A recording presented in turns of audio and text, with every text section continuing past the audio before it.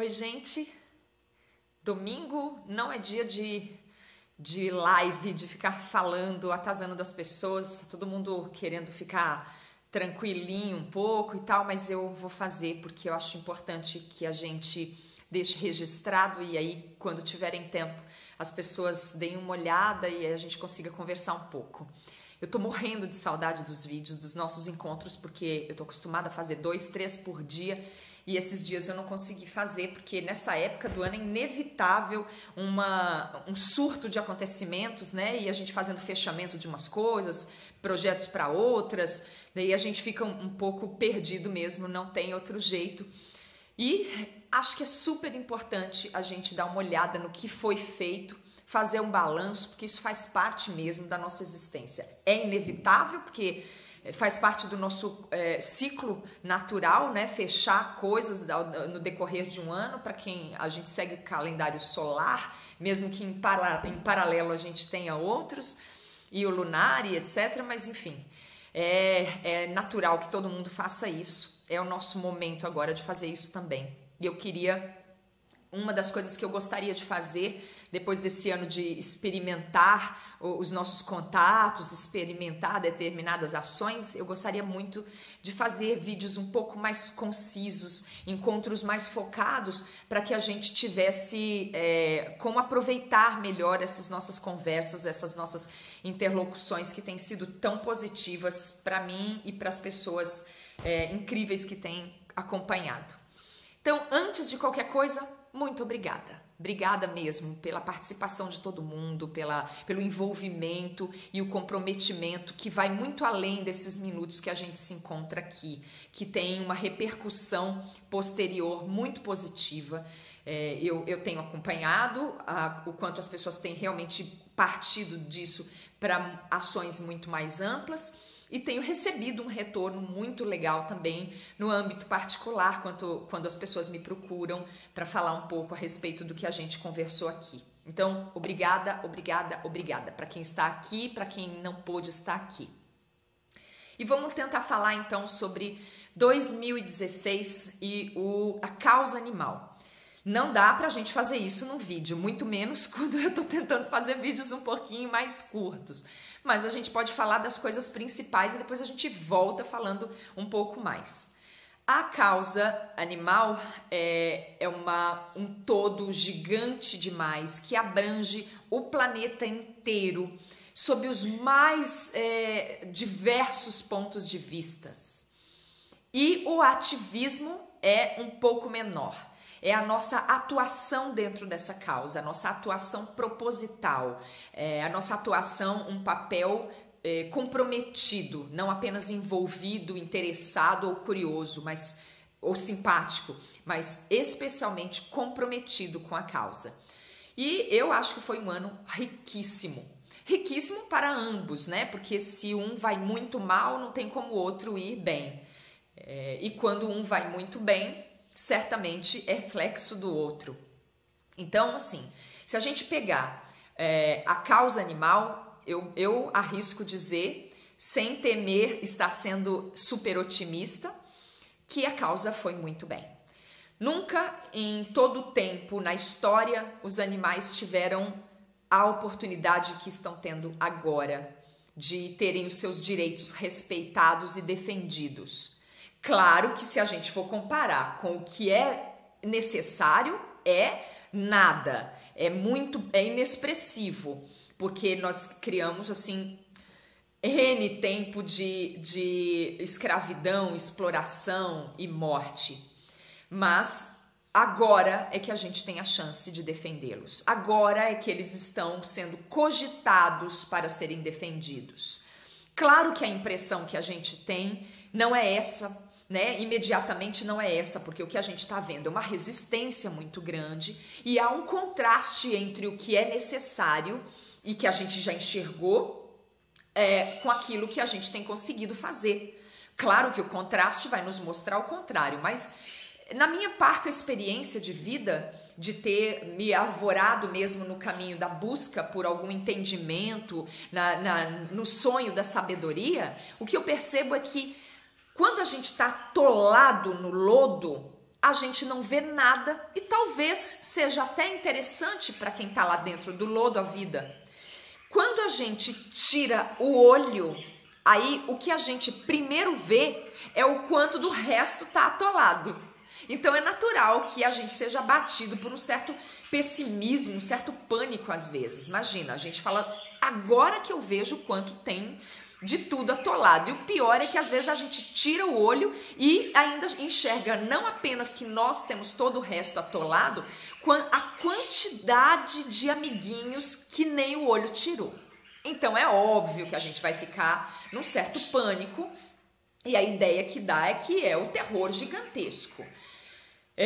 Porque é o terror gigantesco. Só que antes era pior porque a gente nem via e quando não vê não tem oportunidade de sair da caverna. Outra coisa, em mencionando a caverna, vamos lá. É claro que a gente pensa assim, mas as pessoas agora são piores porque elas fazem com consciência, porque elas querem ser cruéis. Não, é verdade. O fato é que a inconsciência não ameniza os terrores que a gente provoca nos animais, no caso, né, do que nós estamos falando. Não é o fato de que está todo mundo fazendo sem se dar conta que significa que eles não estão sendo torturados, escravizados e mortos.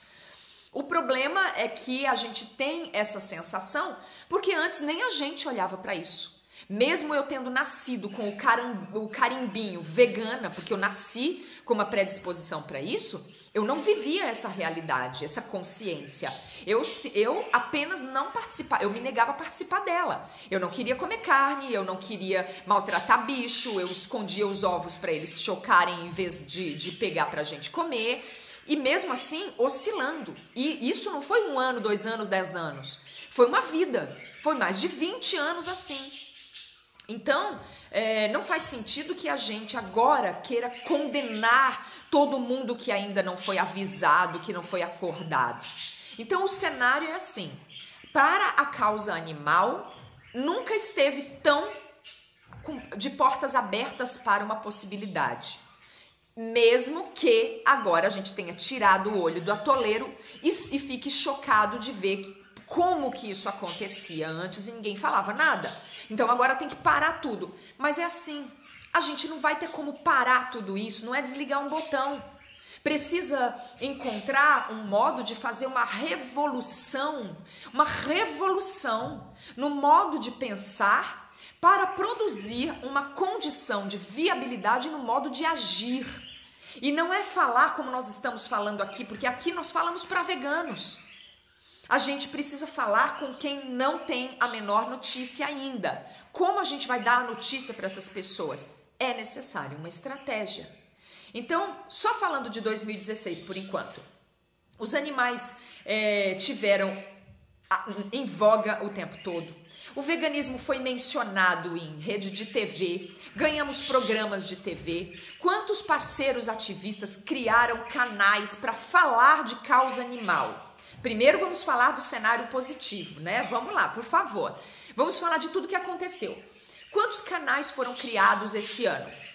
Esse ano, dos canais que já existiam, quantos ganharam notoriedade exponencial? Que antes ninguém nem ouvia falar e agora tá um boom. Quantas redes de TVs, TV lixo mesmo, lixo. Vamos falar de Globo, vamos falar de Record, vamos falar, não interessa, TV aberta, essa bosta que tem aí como mídia de disseminação. Quantos deles levaram como pauta o veganismo? Ah, mas eles distorceram. Bom, primeiro vamos falar do que aconteceu. Depois a gente fala do restante. Quantos programas foram criados? Quantos profissionais entraram para defender a causa? Quantos veterinários falaram de veganismo? Quantos biólogos resolveram falar mesmo de veganismo? Quantos profissionais da área da saúde, da área da gastronomia, da área de moda resolveram falar de veganismo? Quantas notícias nós tivemos? Olha, em 1 ano, o meu filho começou um canal em dezembro do ano passado, o Mini Vegano, e nós produzimos vários conteúdos. O vídeo está com acho que quase 50, o canal está com quase 50 vídeos.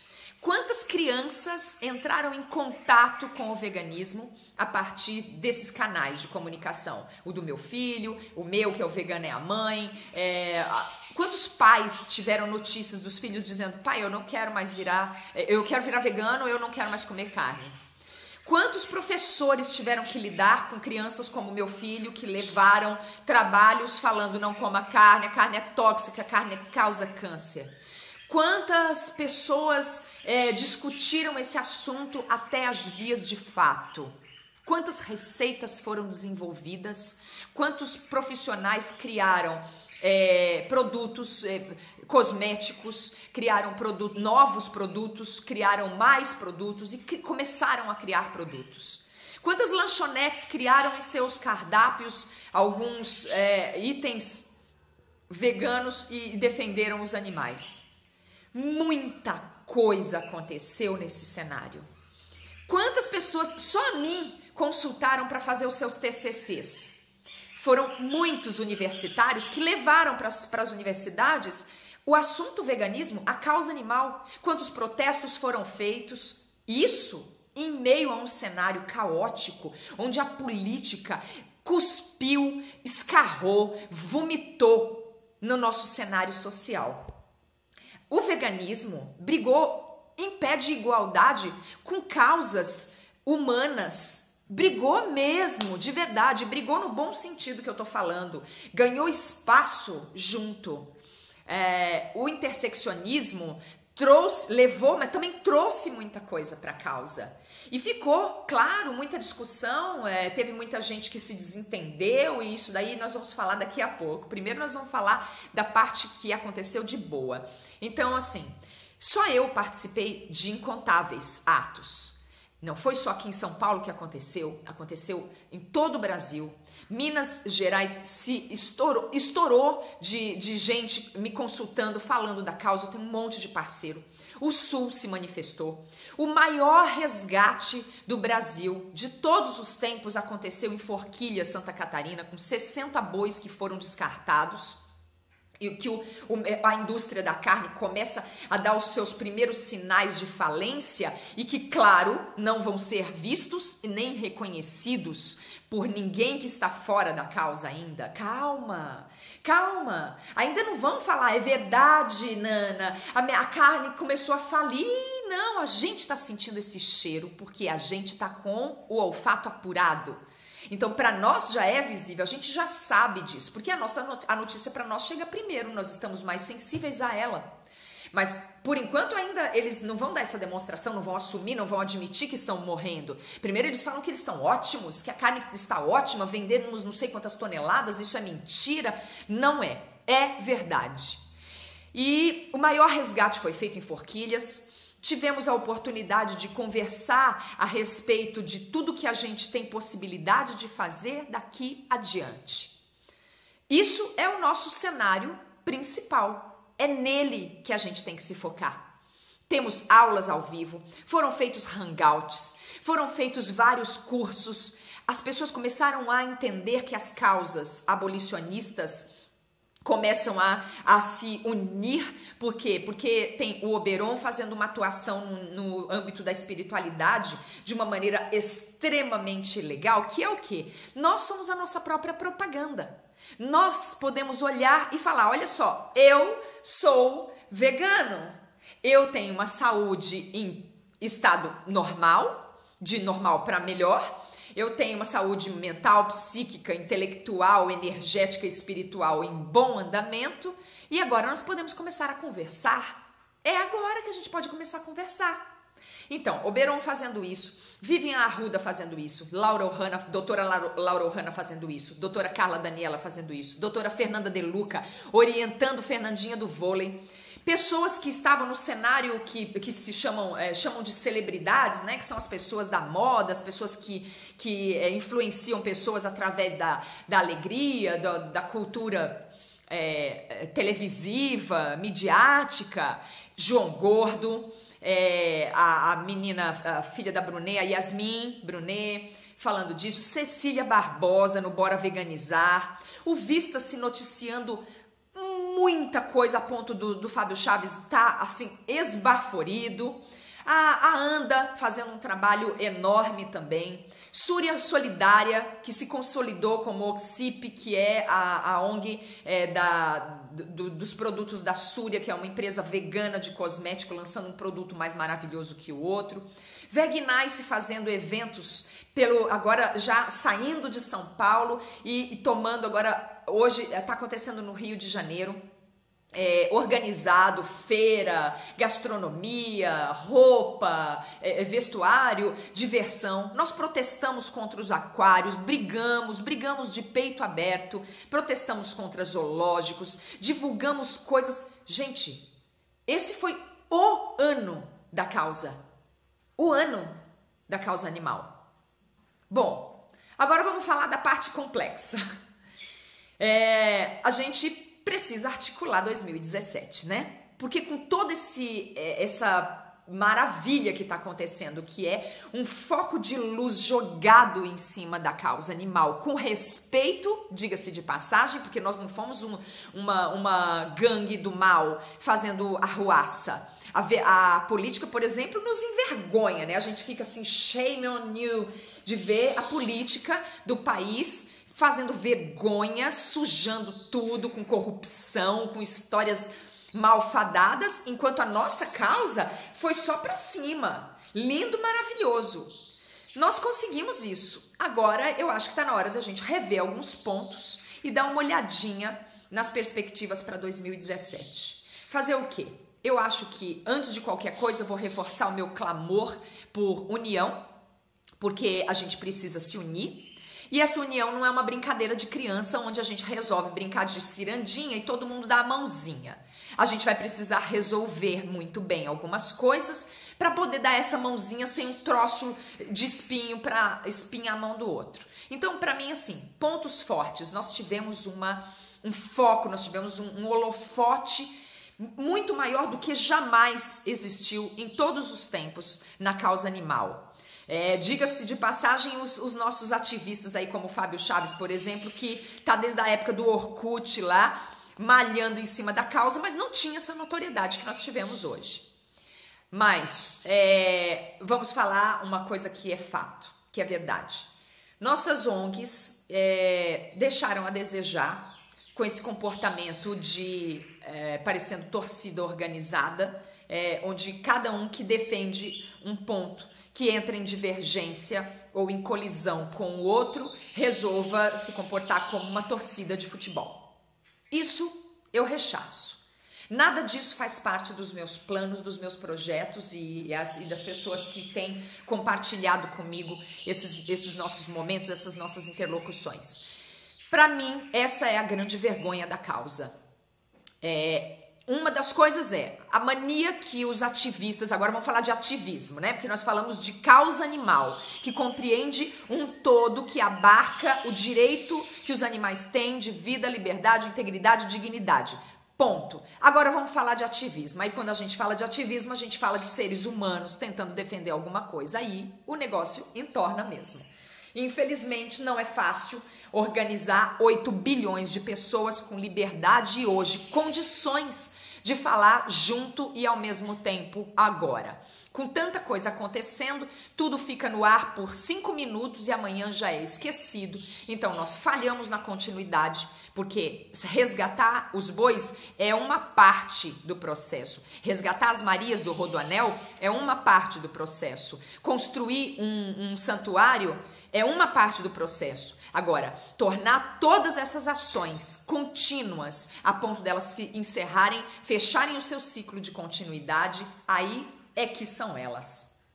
Porque, infelizmente, nós nos comportamos ainda como adolescentes com seus fogos de palha, né? Ainda é assim, ai, que legal, ó, consternado, fulano fez isso, resgatou, pronto, resgatou, tchau, e vamos para a próxima agora. E aí, o animal não é um bichinho que desliga ou acaba a pilha. O animal precisa comer, o animal precisa ser cuidado, ele precisa ser respeitado, porque, na verdade, ele não é uma vida que a gente se deu ao trabalho de salvar exclusivamente. Ele é um símbolo de uma luta que pretende uma revolução moral, uma revolução no modo de pensar. Então, aí sim é que são elas. a gente precisa ter responsabilidade, tem que agir como adultos. Ontem eu estava num ato no Viaduto do Chá, em São Paulo, junto com a ONG, onde eu sou colaboradora, que é o Vedas, que é a ONG que eu respeito e escolhi para integrar, porque é a ONG que fala mais próximo daquilo que eu acredito, que é o abolicionismo, né? Que não pretende apenas minimizar a dor dos animais, mas pretende criar uma mente de abolição, de libertação. Agora vocês vejam, quando eu for fazer um vídeo falando sobre bem-estarismo e abolicionismo, dicotomias entre as diversas ONGs e segmentos da causa animal, a gente vai falar só disso. Agora eu não posso, eu só vou falar sobre o ato de ontem, porque isso compõe com o que a gente está falando aqui. Então ontem nós estávamos parados no Viaduto do Chá, devidamente portados, porque a gente foi para lá para um ato que é muito sério, muito bem organizado, segurando animais mortos nas mãos, com definições. Tinha um vídeo que elucida também coisas sobre o massacre animal, folhetos eram distribuídos, tinha um megafone onde nós íamos lá e falávamos com os transeuntes. As pessoas que estão passando, elas não têm tempo para ficar parando para pensar. Se a gente disser alguma coisa na hora que toque essas pessoas, disse. Se não disse, passou. Aí, o que ela vai fazer com isso a gente não sabe. Então, precisa ter uma estratégia na hora de fazer um ato desses. E, num momento, eu fui pro megafone.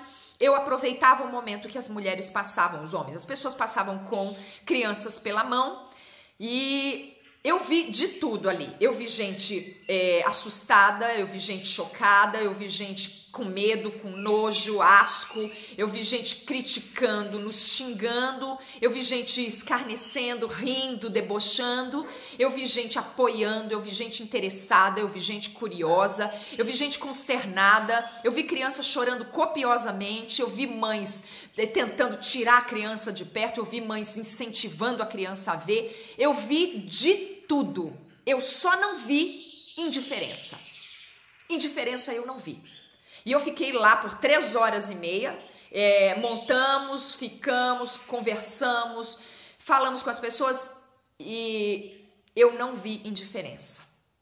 Até as pessoas que pareciam meio fora da casinha, assim, que passavam, de algum modo elas lançavam o olhar e a gente não tem como saber o que liga e o que desliga essas pessoas. Então, durante o ato, as pessoas vinham e eu falava no megafone, eu dizia, olha só, as crianças nascem sem querer matar animal. Elas aprendem a gostar dos seus amigos, elas aprendem a se afeiçoar com os cachorros, os gatos, os cães, os cavalos, os porcos, os peixes. Crianças querem animais como amigos. Nós adultos colocamos na vida deles estampas de camiseta, o lençolzinho, o mobile, a gente leva para assistir um filme, o desenho, tudo como se o animal fosse amigo dela. E aí em seguida a gente diz para ela que ela tem que comer o animal que vai ser morto e que ela tem que ser forte, tem que entender que é assim mesmo. Isso confunde a mente das nossas crianças. Nós não temos o direito de fazer isso com elas. Nós não temos o direito de fazer isso com elas. E essa é a nossa perspectiva para 2017.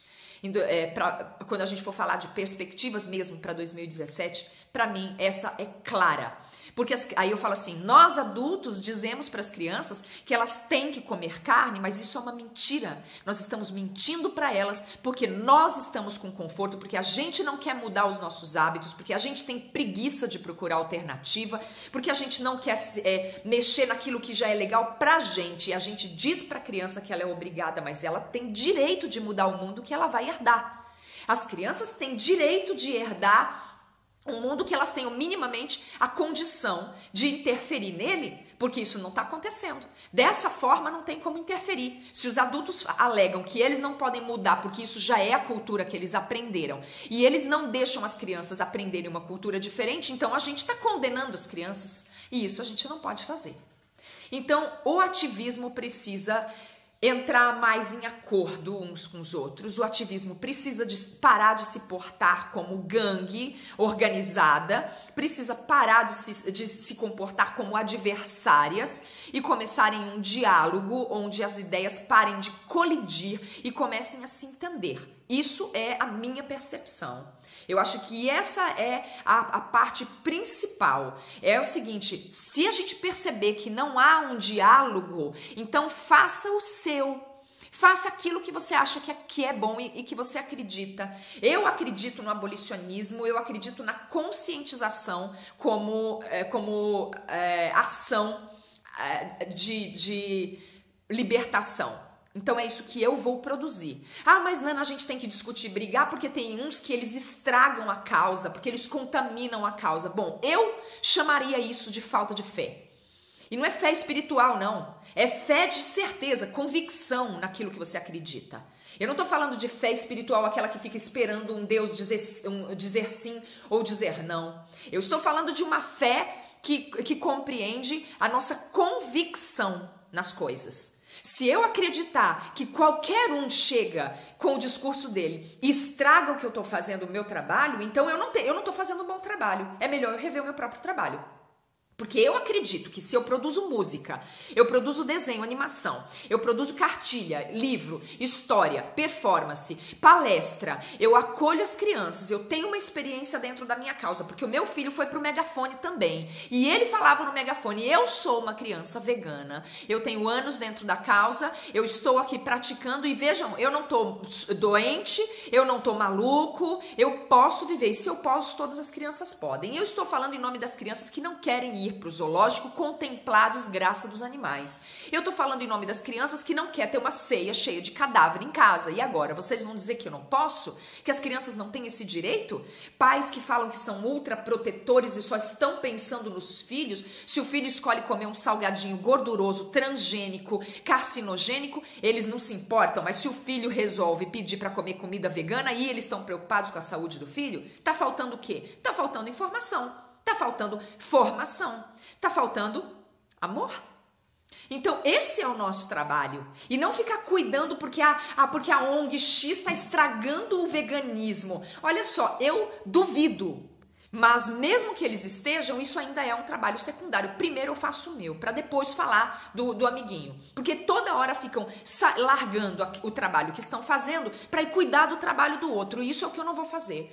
Eu tive muitos convites para falar mal de algumas ONGs, já que eu sou tão abolicionista, e muita gente veio falar, é porque a ONG X faz tal coisa e eles estão estragando o movimento. E falou, olha assim, se eles estão estragando o movimento, eles vão responder por isso, mas eu não posso falar de uma coisa que eu não acredito, porque eu não acredito que eles estejam estragando o movimento. Eu acredito muito mais no meu trabalho, eu acredito muito mais no trabalho das ONGs que são abolicionistas e que fazem o seu. O que eu faço? Eu educo meu filho, eu incentivo meu filho a cuidar dos amigos, e orientar e conscientizar os amigos. Eu produzo conteúdos dentro da minha casa, da minha vida. Eu acolho mais de 20 animais num santuário. Eu tenho a experiência de viver um santuário onde eu preciso cuidar, eu preciso respeitar, eu preciso colocar eles dentro da melhor condição possível. Eu estudo, eu tento alcançar o melhor possível. Agora, eu vou parar tudo isso para ir cuidar do trabalho da ONG vizinha, que eu acho que não está fazendo direito, porque ele está incentivando as pessoas a comerem X coisa. Bom, se me perguntarem, eu respondo. Eu não incentivo, eu não aconselho. Se alguém pergunta para mim, mas Nana, o tal produto fica meio aqui, meio ali, o que você acha? Então eu falo, eu acho que tem que ser inteiro. E se eu puder te ensinar uma receita, eu vou te ensinar uma receita. Se eu puder compartilhar alguma coisa que eu tenha experimentado e tenha dado certo, eu vou fazer. Agora, eu vou parar o meu trabalho para ficar metendo pau na ONG do coleguinha? Mas é de jeito nenhum. Eu não vou fazer isso. Se a gente se encontrar e houver um confronto em um espaço onde aquele confronto possa produzir uma diferença, na política, por exemplo, eu vou fazer aí uma intervenção e vou deixar claro o que eu acho que deve ser feito ou não. De preferência preparada, subsidiada por alguns estudos, amparada por algumas informações fidedignas. Aí sim. E nunca vou compactuar com isso. Eu sou abolicionista, mas eu não sou a favor da gente abrir as porteiras de todos os currais do mundo, porque a gente não tem como cuidar, porque os bois de forquilha estão lá passando fome, foram recolhidos da inanição e já estão de novo correndo risco, porque as pessoas não conseguem se engajar e se articular, porque só sabe falar mal da ação do outro, porque sabe falar que o santuário X não está fazendo direito, porque parece um bando de adolescente idiota. Isso é verdade, eu me incluo no meio da causa e eu assumo o que eu tô falando agora.